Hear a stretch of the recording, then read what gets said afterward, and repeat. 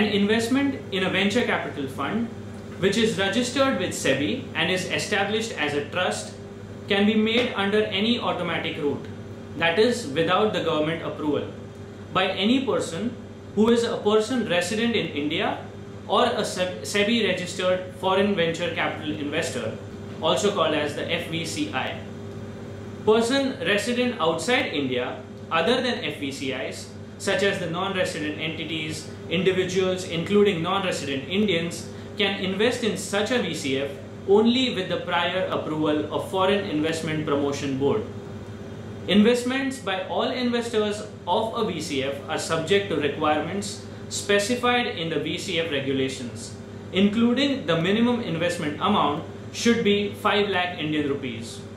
However, this does not apply to investments made by the employees, directors of the principal officers of the company, or by the trustee where the venture capital fund is a trust.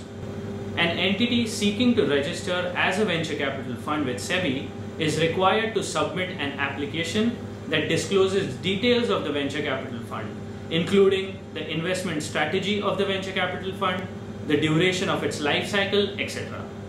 Once registered, the venture capital fund is subject to the investment restrictions specified in the VCF regulations, such as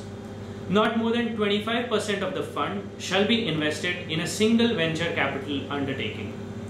Investments are to be made in the following manner. At least 66.67% of the fund to be invested shall be invested in unlisted equity shares or other instruments linked to equity shares of the venture capital undertaking.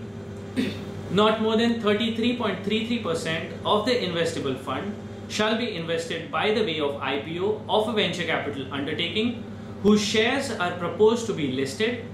the debt instrument of the venture capital undertaking in which the venture capital fund has already invested, preferential allotment of equity shares of a listed company, equity shares or equity linked instruments of a financially weak company, and SPVs which have been created by the venture capital fund.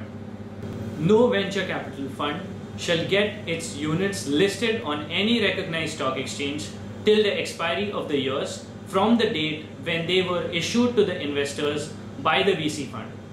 The venture capital fund shall also not invite any member of the public by way of advertisements to subscribe to its units.